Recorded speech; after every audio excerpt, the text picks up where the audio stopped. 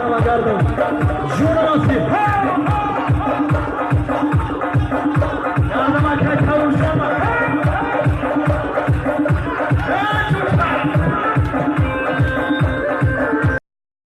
باز ناگفته نماند که نماز این نشانه اسلام است.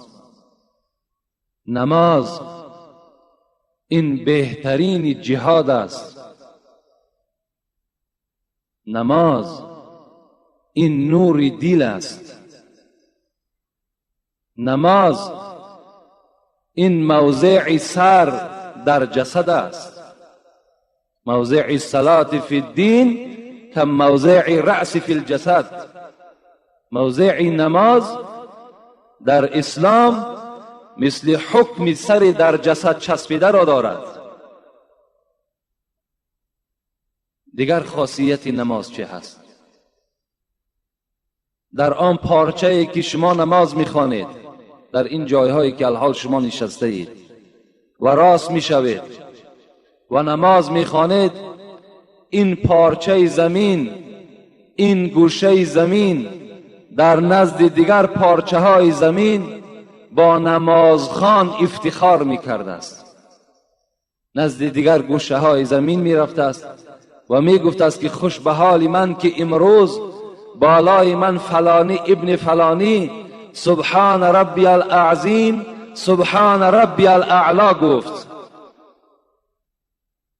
خوش به حال همون خاندانی که زنی نمازخوان دارد، فرزندهای نمازخوان دارد، پدر و مادر نمازخوان دارد.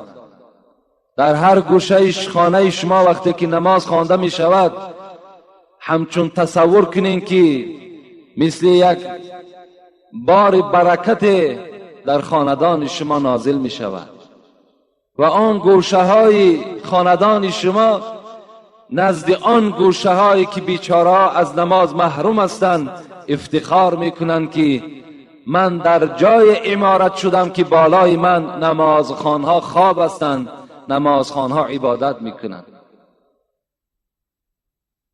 اینم یکی از فضل نماز است. دیگر فضیلت نماز چه هست؟ دیگر فضیلت نماز این است که وقتی نمازخوان، پیغمبر خدا میگوید، بالای گوشه زمین می ایستد و نیت میکند برای ادا کردن نماز، وی همچنان از گو پیغمبر که دروازه پروردگار را میزند. وقتی دروازه پروردگار که زده شد، این معروف و مشهور است که هر دری که کوفته شود البته گشاده می شود. شما با این نماز خود دروازه پروردگار را تق تق دارید. روز از روزها این نماز شما اون دروازه را گشاده میکند.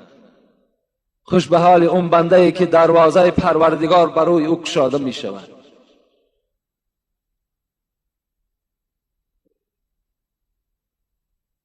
قال رسول الله صلی الله علیه و سلم: اول ما يحاسب به العبد يوم القيامة من عمله صلاته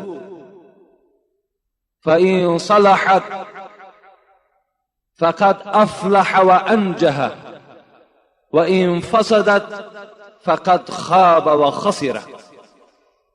پیغمبر خدا میگوید: ای بندگان خدا، روز قیامت وقتی که شما زنده گردانیده میشوید، اول ما یحاسب به العبد، اولین محاسبه شما، اولین حسابات عمر شما از نماز سر می شود.